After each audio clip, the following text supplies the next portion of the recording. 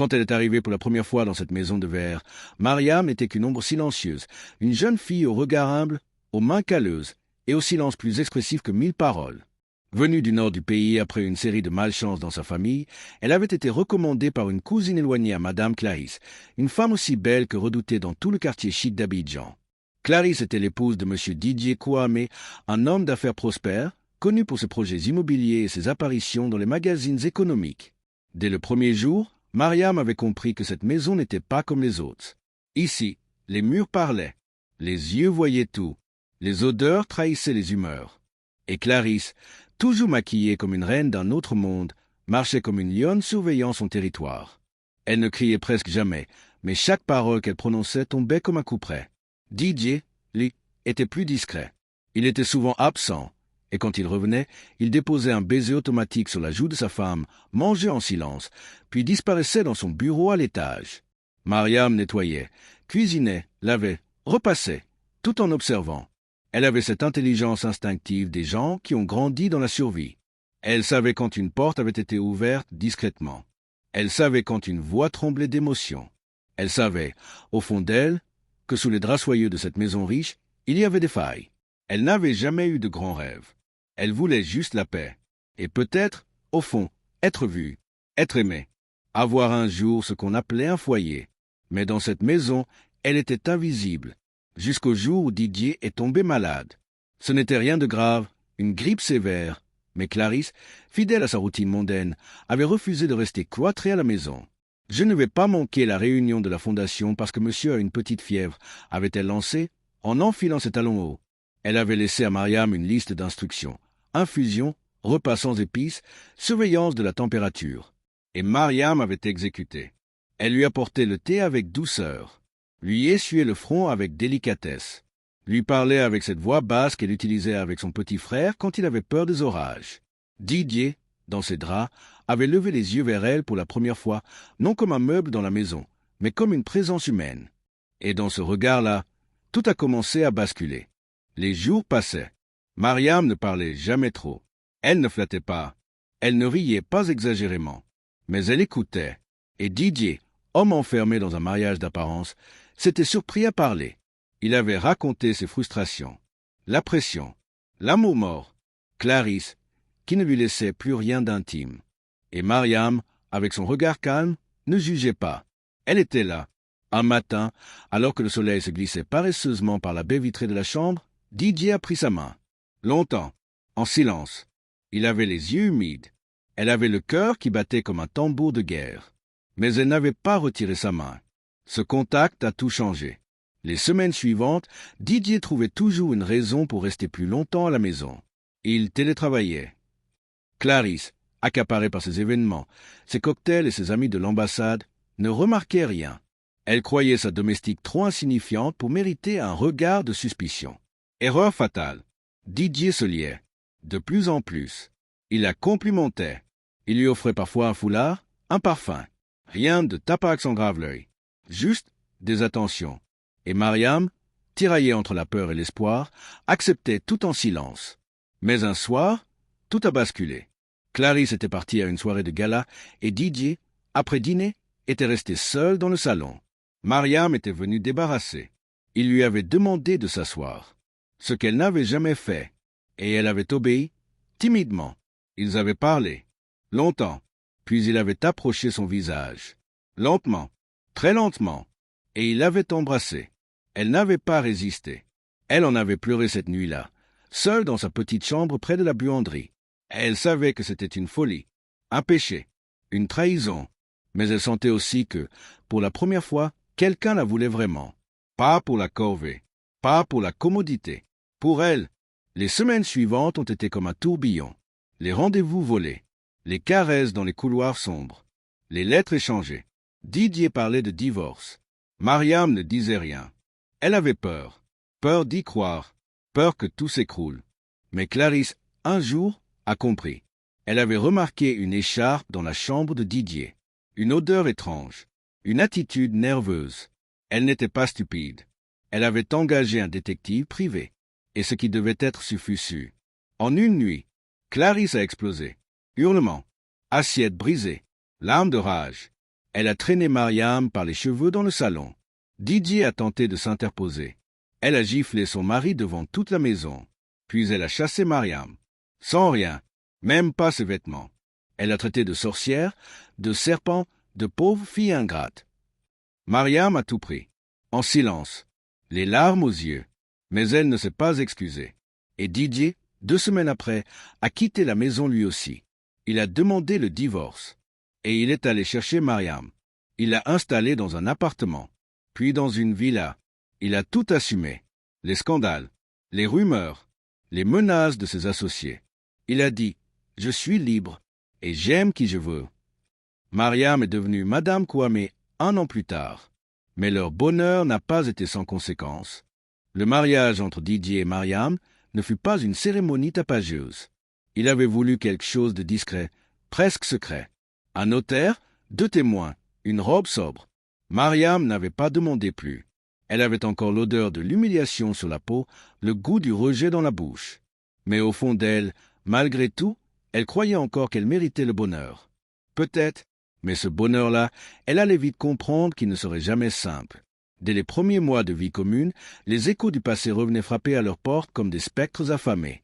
Clarisse, elle, n'avait pas disparu. Elle était devenue la tempête qu'on ne peut pas éviter.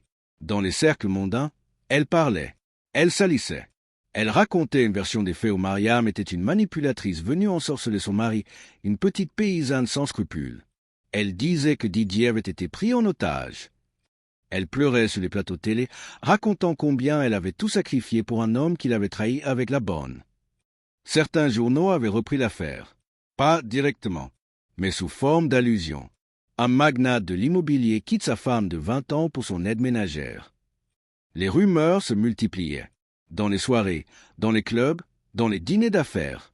Didier perdait des partenaires. Les investisseurs le regardaient désormais avec méfiance. On ne lui disait rien en face, mais les sourires devenaient rares. Et Mariam, elle, vivait avec ce fardeau invisible. Dans la nouvelle villa, elle n'avait plus de serpillière dans les mains. Mais elle n'était pas non plus une épouse dans le vrai sens du mot. Elle se sentait étrangère dans les grands salons froids, dans les vêtements de luxe qu'on lui achetait, dans les dîners où on parlait anglais et politique. Les amis de Didier ne la regardaient pas dans les yeux. Les employés la craignaient plus qu'ils ne la respectaient. Et Didier, parfois, semblait fatigué. Il l'aimait, oui, mais il avait changé. La pression des médias, les procès avec Clarisse pour la garde de leurs 2 enfants, les menaces voilées dans les journaux économiques, tout cela rongeait son cœur. Parfois, il restait silencieux des heures. Parfois, il s'enfermait dans son bureau, buvait. Et Mariam, impuissante, se mettait à douter. Elle n'avait plus sa place nulle part. Elle n'était plus domestique. Elle n'était pas pleinement épouse. Elle était un entre-deux, une zone grise dans laquelle elle se noyait. Elle se regardait souvent dans le miroir et se demandait « Et si Clarisse avait raison? Et si j'étais vraiment la voleuse ?» Mais elle ne disait rien, jusqu'au jour où elle est tombée enceinte. La nouvelle est tombée comme un éclair dans une nuit d'orage. Didier avait pleuré, de joie. Sincèrement, il voyait en cet enfant une seconde chance, une façon de reconstruire, d'oublier les dégâts. Il avait organisé une petite fête. Il avait même invité quelques collègues. Et pour la première fois, Mariam avait senti la chaleur de l'espoir lui caresser le cœur. Mais Clarisse avait encore frappé. Elle avait publié une vidéo anonyme sur les réseaux sociaux. Une ancienne vidéo, captée dans les couloirs de la maison, montrant Didier embrassant Mariam alors qu'elle était encore domestique. La vidéo était floue, mal cadrée, mais reconnaissable. Elle avait fait le tour du pays en 48 heures. Les chaînes d'opinion, les pages Facebook, les blogueurs, tout le monde en parlait. L'ascension d'une domestique, quand les rôles s'inversent, le pouvoir du sexe dans les hautes sphères. Les commentaires étaient violents. Les injures fusaient. Didier avait tenté d'étouffer le feu. Mais il avait perdu un contrat important 2 semaines plus tard. Et surtout, il avait changé. Il s'énervait pour un rien. Il devenait froid. Il parlait moins. Il restait tard dehors. Mariam, enceinte, passait ses journées seule dans la villa. Elle ne sortait plus. Trop peur des regards. Trop honte. Trop de haine sur les réseaux. Même les voisins la fuyaient. Puis une nuit, elle l'a entendu parler au téléphone. Il était dans le bureau. Elle ne voulait pas écouter, mais les murs étaient trop fins. Il disait « J'ai tout perdu à cause d'elle. Oui, je l'aime, mais regarde où j'en suis. Clarisse me poursuit comme un diable. Mon image est salie. Je ne sais plus quoi faire. Et Mariam avait senti quelque chose se briser. Lentement, silencieusement. Les jours suivants, elle s'était tue. Elle préparait les repas en silence. Elle se couchait sans un mot. Didier non plus ne parlait plus. Il sortait plus souvent. Et une nuit, il n'était pas rentré. Le lendemain, elle avait reçu un message. « Je vais prendre un peu de recul. Je suis à Grand-Bassam. Ne t'inquiète pas. Je t'aime. » Mais il n'était revenu qu'une semaine plus tard. Il avait les traits tirés et l'odeur d'un parfum inconnu sur ses vêtements. Mariam n'avait rien dit. Elle avait attendu, supporté, pleuré en silence. Et puis, une nuit, elle a accouché. Un petit garçon. Il était beau, noir comme la nuit du village de son père. Fort, criant, vivant. Didier avait pleuré en le tenant dans ses bras. Il avait dit pardon. Pardon pour tout. Pardon pour son absence. Pour ses doutes. Pour ce silence. Il avait dit qu'il allait tout réparer. Et pendant quelques semaines, il avait tenu parole. Il était là. Il aidait. Il riait. Il jouait avec le bébé. Il parlait d'avenir.